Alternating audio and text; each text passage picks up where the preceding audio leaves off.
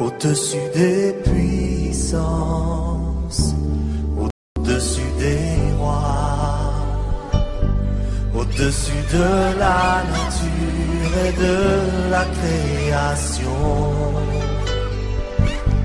au-dessus de tout.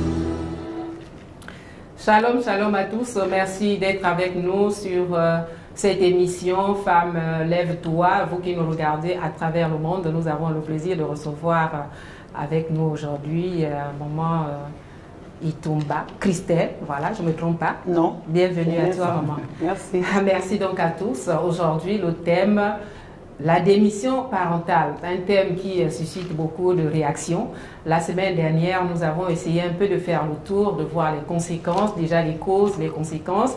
C'est une question qui suscite aussi beaucoup de réactions de votre part parce que vous nous avez contactés à travers le monde. Merci déjà d'être avec nous, merci de nous soutenir, merci de suivre l'émission.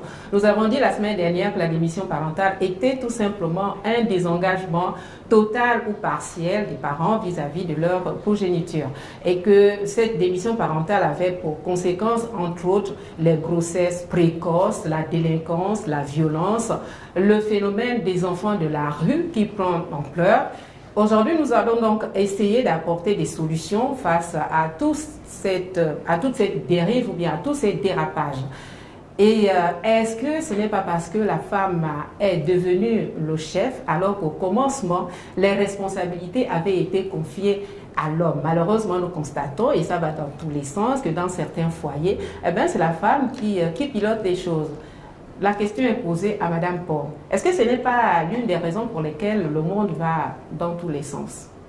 Est-ce que ce n'est pas parce que la femme est aux commandes aujourd'hui? Parce qu'on parle de démission parentale, nous avons l'impression que l'homme est absent. Nous revenons toujours à l'histoire de la Genèse. C'est quand Adam était absent que finalement Ève avait mangé la pomme. Est-ce que ce n'est pas la raison qui revient aujourd'hui? C'est tout ce que nous vivons. Est-ce que ce n'est pas parce que l'homme est absent que la femme est obligée et les enfants aussi se retrouvent dans la rue? Mais l'homme n'est pas absent. L'homme n'est pas absent, l'homme est empêché. L'homme est empêché, l'homme a peut-être beaucoup de travail. Mais le problème, c'est que on constate effectivement qu'il y a cette démission parentale du côté du père et de la mère. Mais le problème, c'est que nous n'allons pas nous attarder là sur ce constat. Je crois que il faudrait qu'on essaye d'apporter certaines solutions. Parce que lorsqu'on regarde dans les familles actuellement, effectivement, nous relevons que c'est la femme qui est plus présente aux côtés des enfants par rapport à l'homme. Mais normalement, ça ne devait pas être le cas. L'homme est le chef de famille, comme on l'a dit dans la première émission. Nous avons relevé que même par rapport à la création, par rapport au créateur de l'univers, celui qui a créé toutes choses, celui qui a créé l'homme, celui qui a créé la femme. Nous savons que nous avons un Dieu d'ordre. Et il a bien établi des choses. Il a dit que l'homme était le chef de famille. Et lorsqu'on est chef de famille, on doit être là. On ne doit pas être absent. Même si on a du travail, mais il faudrait quand même qu'on trouve du temps à passer avec des enfants dans leur éducation. Et surtout, Madame Pomme, que l'homme n'est pas le seul à travailler, parce qu'aujourd'hui, dans les ménages, les deux travaillent. Je veux dire, l'homme et la femme travaillent et parfois ont les mêmes responsabilités. Maman Isabelle? Oui, les deux travaillent, mais le travail ne peut pas empêcher d'assumer la première responsabilité, qui est celle de la cellule familiale. Parce que lorsque le monsieur, la dame aussi travaille, il y a des occasions, ils vont toujours se retrouver avec les enfants. Et aujourd'hui, nous pensons que dans notre pays, les heures de travail ont été revues. Oui. Voilà, pour s'occuper aussi des tâches, des responsabilités familiales. Donc, le travail, en tout cas, on doit tout faire, parce que c'est ça la première responsabilité, comme nous l'avons dit la semaine dernière. Nous voyons que si le foyer, si la famille prend déjà un coup, le travail ne va pas réparer toutes les conséquences que nous sommes en train de déplorer ici et de vivre dans notre pays. L'argent ne peut pas vraiment réparer toutes ces conséquences. Donc, le foyer, la famille, elle est la première cellule qui va former toute une société, qui va former toute une nation. Donc, les parents que nous sommes, nous devons vraiment prendre du temps, vraiment prendre des horreurs, même quand nous sommes avec les enfants, prenons le temps pour passer une éducation, passer un conseil. Oui, Maman Itumba. La démission parentale, c'est un thème d'actualité. Le contexte aujourd'hui nous le démontre un peu plus. Lorsqu'on parle de démission parentale, on ne parle pas de démission paternelle, encore moins de démission maternelle. On parle de démission parentale, ça voudrait simplement dire que cet aspect intéresse aussi bien monsieur que madame. Donc c'est une responsabilité commune. En principe, à l'origine, il n'était pas question que l'homme assume sa responsabilité seul ou que la femme, à son tour, l'assume seule. C'est une responsabilité conjointe qui implique monsieur et madame. Donc, chacun doit pouvoir mettre du sien, indépendamment des responsabilités que l'on peut avoir à l'extérieur, dans le cadre du travail ou dans tout un autre cadre. Il est important de comprendre que la base, le fondement, c'est d'abord le foyer. Et lorsqu'on voit le foyer, on a des enfants que l'on gère. Il est donc important pour chacun de pouvoir mettre à profit comment dirais-je, le temps qu'il a, la connaissance, l'expérience acquise ici et là pour donner à ses enfants le minimum afin que devenus grands, eux aussi, ils soient capables de reproduire ce que nous leur avons inculqué. Si ce n'est pas le cas, ça veut dire qu'on a raté. Que ce soit monsieur, que ce soit madame. Et les parents sont normalement les premiers influenceurs des enfants. En principe. En réalité, à l'origine, Dieu même, monsieur et madame, fondent leur cellule familiale et à la suite de leur cellule naissent des enfants. Donc la première, je parle en termes d'école, la première école des enfants, c'est celle de papa et le maman. Donc les enfants ont beaucoup à tirer et donc ils attendent beaucoup de leurs parents. Les parents ont donc un rôle primordial, j'allais dire essentiel et capital à jouer pour l'éducation des enfants, pour éviter de tomber dans ce qu'on a déjà décrié plus haut, la délinquance, les enfants de la rue, les crimes, les grossesses et tout le reste. Aujourd'hui, j'anticipe peut-être, on parle d'homosexualité, mais ça voudrait peut-être dire que à la base, on a raté quelque chose. Donc il faut, je pense, revenir à l'essentiel et donner à chacun de pouvoir jouer sa partition. Mais parce qu'à la base, maman Itumba, parce qu'à la base, les parents préfèrent consacrer plus de temps à leur épanouissement personnel qu'au devenir de leurs enfants. Nous voyons des pères de famille, des mères de famille essayer un peu de traîner. Et après, comme elle a relevé si bien maman Isabelle tout à l'heure, on termine, on sort du bureau à 15h30, on arrive à 20h à la maison, parfois à 21h, les enfants, ils sont déjà au lit, donc parfois les parents ne voient même pas leurs enfants. Bon, moi, à mon sens, je pense que ce n'est pas tant qu'ils cherchent leurs besoins personnels. Il y a des parents, c'est une question de vision et c'est une question de, comment dirais-je, d'objectivité. Il y en a qui pensent que, bon, prendre soin de leurs enfants, c'est d'aller travailler et leur donner le nécessaire. En oubliant que le nécessaire, ce n'est pas d'abord leur donner à manger, leur donner des vêtements, que le nécessaire, c'est d'abord penser à leur éducation. Apprendre à un enfant comment on dit bonjour le matin à un adulte, apprendre à un enfant comment on respecte un adulte. Quand un adulte parle, l'enfant doit pouvoir se tenir à carreau. Ça, c'est ça. Il y en a qui pensent que bon, l'essentiel pour moi, c'est que mes enfants aient à manger, c'est que mes enfants aillent dans de meilleures écoles, que mes enfants soient, je sais pas moi, bien habillés. Oublions l'essentiel. L'essentiel n'est pas dans ce que les enfants doivent avoir de leurs parents, mais l'essentiel est dans ce que les enfants doivent apprendre de leurs parents. Et la première chose que les enfants ont à apprendre, je pense que c'est le savoir-vivre, c'est le savoir-être et le savoir-faire. Et quel est le conseil que vous pouvez donner aujourd'hui, parce qu'on est dans la partie solution, quel est le conseil que nous pouvons tous donner à ces hommes, à ces femmes qui pensent que l'avenir de leurs enfants ou de leurs enfants est peut-être secondaire? Bon, le premier conseil que moi je voudrais apporter, c'est déjà d'apprendre à être équilibré. Il ne faut pas que le travail prenne le dessus sur l'éducation des enfants. Il ne faut pas que non plus l'éducation des enfants prenne le dessus sur le travail. Donc, tout doit pouvoir aller de pair. Autant on travaille pour faire plaisir à nos enfants, autant on doit trouver du temps pour que ce que nous leur donnons soit bien utilisé, si je peux le dire. D'accord. Madame Bon. Voilà. Oui, en tout cas, sur l'aspect du temps que l'on trouve à passer avec nos enfants dans le cadre de leur éducation, il y a un sociologue qui disait quelque part que les parents se plaignent. Les parents disent qu'ils n'ont pas suffisamment de temps compte tenu du travail séculier qu'ils ont au quotidien. Mais le sociologue disait que non, que les parents pouvaient, parce que les parents déposent souvent les enfants à l'école. Le parcours, quand le parent va pour déposer les enfants, c'est un temps. Il peut utiliser ce temps-là pour échanger avec l'enfant. Quand il va le récupérer, il peut également utiliser, ça c'est un temps qui est là, mais que les parents n'utilisent pas souvent. Ben oui, parce que souvent même on va dire dans un véhicule, vous avez maman, papa, enfant, c'est pas toujours évident qu'il y ait véritable discussion, conversation, communication entre les membres de la famille. De ce temps-là pour pouvoir échanger avec les enfants. Donc il faut essayer de voir comment, parce que c'est la cellule de base, la famille. Donc vraiment, nous en tant que parents, père, mère, trouvons le temps pour pouvoir inculquer à notre enfant des bonnes mœurs. Comment instaurer une communication, maman Isabelle, entre un enfant, un adolescent et un papa qui, on va dire, qui n'est jamais là, ou une maman qui n'est jamais là, qui n'est pas très disponible? Quel conseil peut-on leur donner à ces parents-là qui sont distants, qui ont du mal à communiquer, à engager une véritable communication au sein de la famille? Là aussi, c'est un grand sujet. Peut-être que nous allons aborder ce sujet dans une émission prochaine, parce que c'est un sujet un sujet tabou également.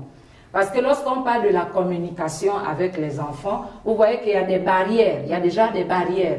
Notre fille, la semaine dernière, elle a soulevé ce problème où la mère n'arrive pas à communiquer avec la jeune adolescente qui se sent peut-être un peu lésée, un peu rejetée. Et donc, comme la mère n'arrive pas à communiquer avec l'enfant, l'enfant se voit, trouve son intérêt ailleurs, son petit réconfort ailleurs. Voilà, prend son réconfort ailleurs ou bien trouve des conseils dehors et à la maison, puisqu'il y a déjà une barrière entre la mère et l'enfant, ou entre le père et l'enfant. Il faut d'abord que cette barrière soit brisée, pour que la communication soit fluide.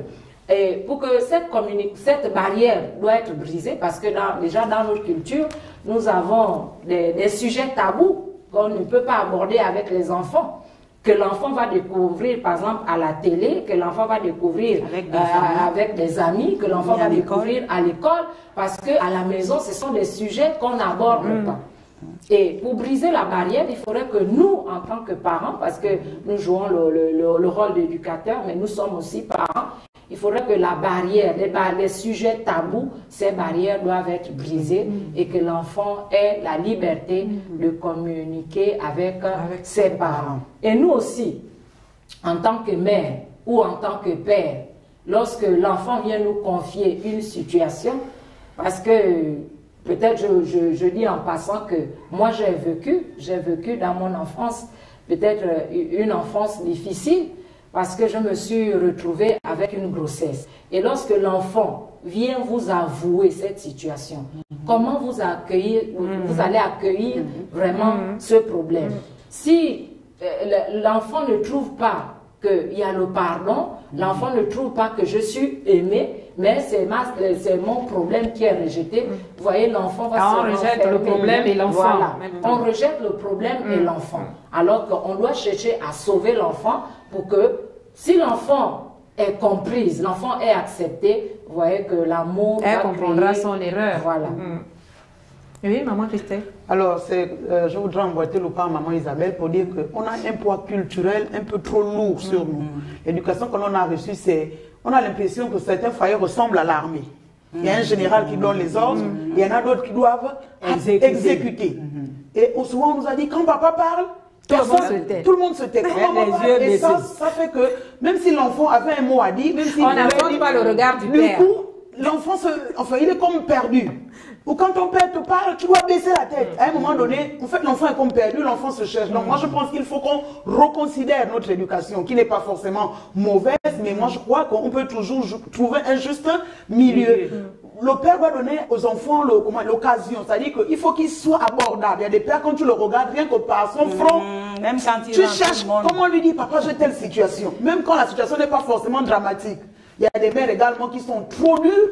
Tu te dis, ah, si je lui dis telle chose, je pense qu'elle va réagir de telle autre manière qui ne pourra pas être favorable. C'est mécanique déjà. Commençons déjà à nous débarrasser de ce poids traditionnel, culturel, qui fait que c'est le père qui donne les ordres, c'est la mère qui exécute, ou sinon c'est les enfants. Sinon, à un moment donné, on va se retrouver, comme disait maman Isabelle, à un mur et on n'aura pas avancé. En voulant, comment dirais-je, en pensant régler les problèmes de cette manière, on va les créer et on ne pourra plus jamais les rattraper. Donc je pense que le moment est venu pour nous parents d'apprendre à être un peu plus souple, un peu plus compréhensif, de dire à l'enfant que la situation est arrivée, mais ensemble, nous croyons que nous pouvons trouver la solution, plutôt que de rejeter l'enfant, de crier dessus et ça donne l'impression que bon, enfin, souvent les parents c'est la fin du monde, mais voilà, c'est la fin du monde, les parents sont toujours parfaits. Moi, j'ai ma fille, ou Ami, c'était toujours maman, toujours tu es en train de me dire, toujours Ami, si c'est pas bon, ça c'est pas bon.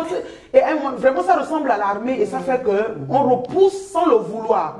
On pense que bon, c'est la bonne éducation qu'on a reçue. Moi, j'ai reçu de ma mère, je vais inculquer à ma fille et parfois, elle ne le comprend pas toujours comme ça. Donc, je crois est-ce que ce n'est pas parce que les parents veulent aussi vivre à travers leurs enfants? Pour ajouter, pour aborder... Pour pouvoir transmettre un peu, oui, le vécu, tout ce qu'on a pu recevoir aussi comme bagage culturel. Est-ce que ce n'est pas parce que nous voulons perpétuer cette tradition? Vous avez dit tout à l'heure que la tradition n'était peut-être pas le poids culturel était un frein, mais quelque part aussi on dit que le poids est une richesse. Oui, oui, c'est-à-dire qu'à un moment donné, c'est comme vous le dites, les parents, en fait, ils se voient à travers leurs enfants. J'ai envie de dire, les erreurs qui ont été commises par eux, ils ne voudraient pas que leurs enfants les commettent à leur tour. Mais, donc ce n'est pas tant pour leur faire la manière, la méthode. C'est peut-être la manière qui n'est pas bonne, c'est la méthode qui est trop rigoureuse, qui est trop dure.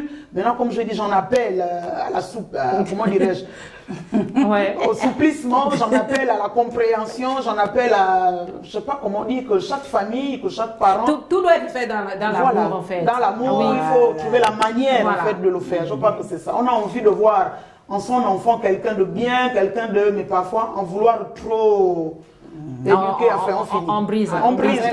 Avec l'évolution, je voudrais ajouter qu'il y a la richesse culturelle, mais avec l'évolution, je pense que la richesse culturelle, nous devons prendre le bon côté et rejeter ce qui fait en sorte que la richesse culturelle aujourd'hui, ça ne fonctionne plus, ça ne marche plus. Mais si vous rejetez, maman Isabelle, attention, femme, soyez soumise. On ne va pas tout rejeter. Dans le cadre de l'éducation, comme je soulevais tout à l'heure, on parle des murs qui se créent entre enfants et parents. Parce que lorsque nous voyons notre richesse culturelle, l'enfant n'avait même pas le droit de regarder ses parents, lever les yeux ou dire, confier une situation. Lorsque nous parlons dans le cadre de l'éducation sexuelle, parce que c'est le sujet aujourd'hui, c'est un sujet tabou dans notre culture. On ne peut pas aborder le sujet de la sexualité avec ses enfants, avec les parents. Rien ne doit sortir de la chambre. Autour de la table. L'enfant n'a pas le droit d'aborder un tel sujet. Bon, maintenant, lorsque aujourd'hui, avec la dépravation sexuelle, qui est la conséquence de la démission parentale, il faudrait bien qu'on aborde de tels sujets autour d'une table avec les enfants, pour leur montrer quels sont les bienfaits de la sexualité et quelles sont les conséquences d'une sexualité mal pratiquée. Donc, dans notre culture, ce sont des sujets qu'on n'aborde pas. Madame Pomme? Oui, en parlant de... C'était sur quoi? On est sur les conséquences. Parce quelle est la solution? Quelle est la solution? Mais voilà. Elles ont tellement parlé que... oui, je suis d'accord. Bon, moi, je disais, la parole de Dieu nous exhorte même à ne pas irriter nos enfants. Donc, nous devons les reprendre, les conseiller avec amour. Les enfants sont en train de vouloir s'introduire dans un monde qu'ils ne connaissent pas. C'est tout à fait normal qu'ils peuvent faire des faux pas. Mais ne soyons pas les policiers ou les gendarmes. Comprenons que les enfants, peut-être nous aussi nous sommes passés par là, mais reprenons nos enfants avec amour. Parce que si nous ne le faisons pas, nous allons les décourager. Mais on a l'impression que même l'amour, on ne connaît même pas. Qu'est-ce que c'est? C'est d'abord la base. L'amour, c'est quoi? Mais vous, les hommes, pardonner d'abord. Hein, les hommes de l'église, ou les hommes d'église, expliquez c'est quoi l'amour. On a besoin de savoir parce que là, finalement, je gronde, il faut pas gronder. Je démissionne, il ne faut pas démissionner. Mais comment agir avec amour? Mais tu grondes comment? Tu grondes comme... Ah, mais je gronde parce que je veux que ça marche. Il faut c'est mon langage d'amour, justement. Il faut parler à l'enfant avec douceur. Quel que soit ce que l'enfant fait, parle l'enfant, reprend l'enfant avec douceur. C'est différent que quand quelqu'un gronde, quelqu'un chicote, quelqu'un a le bâton. Bon, c'est vrai que la verge est là, mais avec douceur, avec amour. Parce que mais le pardon, parce qu'il y a des parents qui disent qu'ils ne pardonnent pas. Mais Jésus aussi se fâchait parfois. Hein? Mais non, mais Jésus prend le pardon, Jésus prend l'amour. Il est agneau, il est lion. Mais oui, il faut la verge, il faut la carotte. Mais voilà. Oui. Il faut ce mélange-là. Parce qu'il ne faut pas être vraiment strict, non. Puisque l'enfant se referme, l'enfant se décourage, l'enfant n'arrive même plus à se confier. Mais nous ne sommes pas Dieu pour aller vérifier, découvrir son corps, pour savoir, comme David pouvait dire à machin, Seigneur, sonde mon cœur et connais mes pensées. Quel est le parent qui va sonder le cœur et connaître, puisque tu as déjà attristé l'enfant, tu l'as déjà découragé, tu l'as déjà... Il se referme. Je voudrais ajouter, si vous permettez, que généralement, quand le parent se comporte comme ça, des fois, vous voulez que l'enfant parle, parfois, il est obligé de vous mentir. Parce que c'est que s'il vous dit la vérité, ça ne va pas marcher et tout de suite, c'est le feu qui va s'allumer. Et parfois, l'enfant, pour vous contenter, ou bien pour s'en débarrasser, même à la limite, il ment. Et ce sont parfois certains parents qui ont poussé les enfants au mensonge. Il ne vous dira jamais exactement ce qu'il a fait parce qu'il sait que dès qu'il aura avoué sa faute, voilà la conséquence qui va s'en suivre. Donc l'enfant est obligé de mentir, un peu comme pour vous cajoler ou vous caresser dans le sens du poil. Donc il sait lui-même qu'il ne dit pas la vérité. Donc il faut ramener les parents. Oui, il faut ramener les parents parce que il y a des parents qui veulent bien faire, mais qui ne connaissent pas comment faire. Et là aussi, c'est un problème. Parce que on ne naît pas éducateur parent. On ne naît pas bon parent. Nous tous, nous sommes nés, nous avons eu nos erreurs. Il y a des parents qui n'ont pas eu la grâce d'être éduqués par leurs parents. Et ce qu'ils ont eu comme éducation, mauvaise éducation ou bonne, ils sont en train de repliquer ça sur les enfants, de répercuter cette éducation sur les enfants. Donc, on ne doit pas jeter l'eau sur les parents, ni sur les enfants, parce qu'il y a des parents qui veulent bien faire, mais ne savent pas comment s'y prendre avec un enfant. Comment prendre l'enfant lorsqu'il est rebelle. Comment prendre l'enfant lorsqu'il traverse l'étape de la puberté. Ce sont des domaines vraiment très importants que nous devions aborder. Mais justement, comment faire? De la parole de Dieu. Oui. Parce que nous revenons toujours. La responsabilité de l'Église. Voilà, c'est ça, mais pas la responsabilité de l'Église, qui est la lumière. Nous sommes la lumière. Et l'Église, en tant que lumière, donne des solutions au travers de la parole de Dieu. Parce que dans la parole de Dieu, chacun joue son rôle. La Bible déclare aux parents, il faut corriger l'enfant et n'irritez pas aussi l'enfant. Quand on parle de ne pas irriter, quand on parle de corriger, ce sont les grands thèmes que nous devons développer pour voir comment ne pas irriter l'enfant.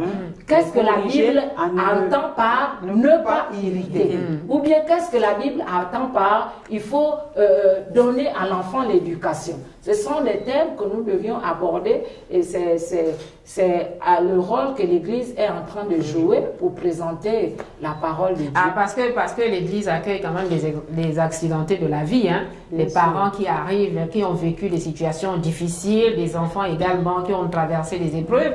Et dans les familles, c'est... Oui, maman Christelle. Alors, comment vous faites quand vous recevez oui, c'est ce que je voudrais cette catégorie de personnes. Alors, on a la grâce d'être à l'église. Qui dit église, dit famille, une grande famille. Si moi, en tant que mère, je ne peux plus recadrer mon enfant, Et si je me rends compte que maman Isabelle, qui est là présente, qui est ma soeur, a la manière de faire, que je ne me sente pas gênée, que j'emmène mon enfant vers maman Isabelle pour lui donner l'occasion de... Parce que les enfants vous diront, avec maman, je ne parlerai jamais. Tant que c'est maman, je ne parle pas. Si c'est papa, je ne parle pas. On a la grâce d'être dans une grande famille. Nous sommes l'église, alors on doit pouvoir profiter de ce que nous sommes une grande famille. Si chez moi ça ne marche pas, que ça ne me gêne pas d'emmener mon enfant chez ma soeur, qui elle peut mieux le faire, qui elle peut m'aider à sortir, plutôt que d'attendre que les situations s'aggravent et que l'on mette les mains sur la tête. Donc l'église a ce rôle-là d'être une grande famille, de pouvoir s'entraider, et c'est à cela que le Seigneur nous a appelés, à pouvoir porter les fardeaux des uns des autres. Si je ne peux pas emmener l'enfant physiquement chez ma soeur, je peux partager mon souci avec ma soeur, et elle a la possibilité de prier pour moi, et donc d'implorer le Seigneur pour que les choses dans ma maison, avec mes enfants, puissent changer. C'est cela, je crois, la force de la famille chrétienne. Oui, Madame Paul, vous avez quelque chose à ajouter par rapport à ça? Oui, par rapport à ça, mais on n'a pas pris tous les aspects. Je voulais également évoquer l'aspect de... Parce que les pouvoirs publics ont également un rôle à jouer. Oui, mais nous constatons que les parents préfèrent léguer ce rôle-là au pouvoir public. Est-ce que c'est... Le problème, c'est qu'on donne les solutions. Hein. Oui. En tout cas, tout le monde a quand même un rôle à jouer. C'est vrai, on a parlé du père, on a parlé de la mère, mais... Des pouvoirs publics. Les pouvoirs publics également. Alors, qu'est-ce que vous proposez? Oui. Moi, par exemple, je peux proposer que les enfants sont... Il y a l'oisiveté. Voilà. Donc, il y a les bibliothèques qui peuvent être ouvertes. Il y a les foires. Il y a les programmes des espaces de loisirs. Voilà, des espaces de loisirs. Il y a les programmes à la télévision pour les enfants qui doivent être des programmes éducatifs et vraiment sains, vraiment. Et je crois que dans ce sens-là, l'État a quand même quelque chose également à jouer. Oui, mais nous voyons aussi que parfois les jeunes font leur choix. Hein. Nous avons la télévision, nous avons aussi Internet. Ils sont seuls devant Internet, sans aucun code parental. Et les parents aussi ont une responsabilité à ce niveau. Oui, les parents ont une responsabilité par rapport à l'Internet. Oui. À l'Internet, mais c'est vous qui payez les Wi-Fi, les machines, c'est vous qui les payez. Oui, mais c'est la responsabilité des parents. Donc moi je pense aujourd'hui qu'avec le développement, il y a la possibilité de choisir les émissions des enfants. Que ce soit à la télé, que ce soit Internet. Il y a certains sites qui peuvent être bloqués par les parents pour éviter que lorsqu'ils ne sont pas, que les enfants soient voués à eux-mêmes à regarder n'importe quoi. On peut également, je crois, délimiter les heures également des enfants devant la télé ou devant l'ordinateur ou devant son téléphone. Mais chaque enfant a un ordinateur. Comment vous allez gérer le temps? Sans te couper la parole, il y a des parents qui laissent les enfants devant les écrans et ils vont dormir. Justement. Ils vont dormir. Et devant l'ordinateur aussi. Les enfants font. Vous avez le Wi-Fi, l'enfant a son ordinateur, mais c'est nous qui payons les Wi-Fi, c'est nous qui payons les télés. Il faudrait que nous essayons de voir comment on peut réguler toutes ces choses-là. Oui, bon, c'est vrai qu'on ne pourra pas toujours contrôler pas à pas l'enfant. Mais moi, je crois qu'il y a aussi un élément qui rentre en ligne de compte, c'est de compter sur la grâce de Dieu.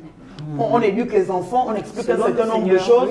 On espère que l'enfant saisisse avoir déjà les bonnes bases. Les bonnes bases, que l'enfant saisisse ce que maman lui dit. Si maman me dit la télévision, je ne sais pas moi, si c'est le week-end, c'est de 20h à 22h, je me dois de respecter. C'est déjà un signe de respect vis-à-vis de mes parents, mais c'est aussi dans mon intérêt parce que j'ai besoin d'un certain nombre d'heures de sommeil. Il ne faut pas que les gens restent longtemps devant la télé le lendemain. Oui, mais quand je vais revenir sur le rôle du père, vous allez dire non, la famille, c'est le père, la mère. Mais malheureusement, c'est la maman qui se bat avec les enfants. Ce que je voudrais dire, il y a des pères qui jouent bien leur rôle, ça il faut le reconnaître.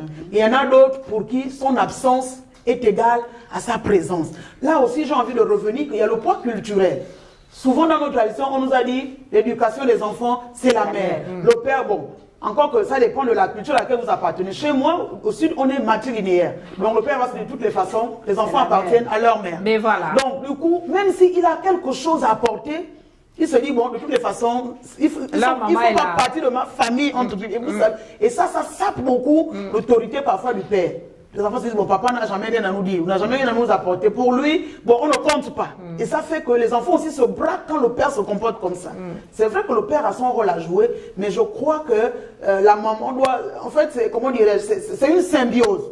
le père doit pouvoir ramener la mère doit pouvoir ramener le père, et vice-versa. Ensemble, ils ramènent les enfants. Or, si on laisse notre poids culturel peser sur nous, on risque de passer à côté de l'essentiel. On a des enfants, j'ai vu des cas, des familles où le père s'est devenu vieux, qu'il se rend compte que ses vrais enfants, ce n'étaient pas ses nièces, ce sont les enfants qui sont nés de lui. Et malheureusement, les nièces, pour qui il a pris beaucoup de temps à apporter ci et ça, ce sont éloignés de lui. C'est la culture, c'est pas la richesse. Oui, mais aujourd'hui, parce que c'est le neveu, qui est ça ne fonctionne plus toujours comme ça. On a vu des exemples où, malheureusement, c'est quand il est tard que le père se rend compte qu'il aurait dû prendre soin de ses enfants. Et ça, moi, je dis, c'est des choses à corriger. On doit pouvoir être équilibriste. Si j'ai une nièce dans ma maison, c'est un enfant dont je prends soin. Si j'ai mon enfant qui est né de moi, c'est un enfant également dont je prends soin. On doit pouvoir prendre tout le monde au même pied et être juste et équitable dans ce que nous faisons. Je crois que ça va nous aider. C'est l'une des solutions. Ne pas trop peser du côté des nièces, ne peut-être pas trop peser aussi du côté des enfants. Donner à un enfant qui est dans le besoin le nécessaire. Mais donner à son enfant. Donner à son enfant. Bien sûr, voilà, le nécessaire. on dit bien mon enfant. Voilà. C'est mon enfant. Oui, Madame Pop, c'est vous qui tirez la conclusion ou bien c'est maman Isabelle? J'ai une idée. D'accord, donc on y va pour que... Par rapport aux enfants, les enfants doivent intégrer qu'ils ont également une part de responsabilité dans le fait que la famille, qui est une famille harmonieuse. La parole de Dieu nous dit ici que, enfants, obéissez à vos parents. Nous voyons dans nos maisons, beaucoup d'enfants n'obéissent pas aux parents. Le parent peut dire quelque chose, quand il tourne le dos, ou même devant le parent, il réagit. Les enfants, vous avez également une part de responsabilité. Dieu voudrait que vous soyez des enfants obéissants. Pour que la famille soit une famille forte et une société ayant des bons citoyens. Faites également votre part de responsabilité aux enfants. Alors, jouez votre partition. Maman Isabelle, en tant qu'évangéliste, une parole pour nous, pour les parents, parce que... On est déjà avec l'affaire, mais je voudrais aussi aborder l'éducation générale. Parce que dans notre culture aussi, il y a des bonnes choses qu'on ne peut pas jeter. Dans notre culture, l'enfant, lorsqu'il est dans la maison, c'est l'enfant des parents. Et lorsqu'il sortait, c'est l'enfant de tout le village. Et chaque mère, chaque père avait l'obligation d'apporter un conseil à l'enfant. Mais ce que nous remarquons aujourd'hui, c'est que l'enfant est devenu la propriété privée de son père et de sa mère. Et lorsque tu trouves un enfant qui se comporte d'une manière vraiment désinvolte vis-à-vis dans la rue, tu as le droit de le corriger dans notre société, dans notre culture. Tu as le droit de corriger l'enfant. Mais aujourd'hui, si tu corriges cet enfant, tu vas avoir des problèmes avec les parents. Et cet enfant, ce sont les enfants que nous trouvons aujourd'hui, les enfants de la rue, les enfants qui braquent où on ne peut rien dire, qui se révoltent même avec les agents de police. Donc, c'est pour amener à cela. Et pour dire que nous terminons en disant que si aujourd'hui tu es un papa ou bien une maman qui a reçu, c'est une grâce du Seigneur. Les enfants reçus, c'est une grâce. Mais la parole de Dieu nous ramène à ce qui est essentiel. Et pour avoir une famille harmonieuse, une famille heureuse, c'est Jésus au centre. Sans Jésus, on ne pourra jamais avoir une famille heureuse.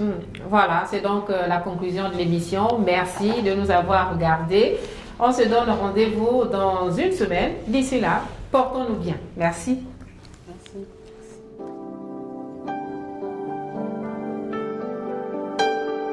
Au-dessus des puissances, au-dessus des rois, au-dessus de la nature et de la création, au-dessus de tout.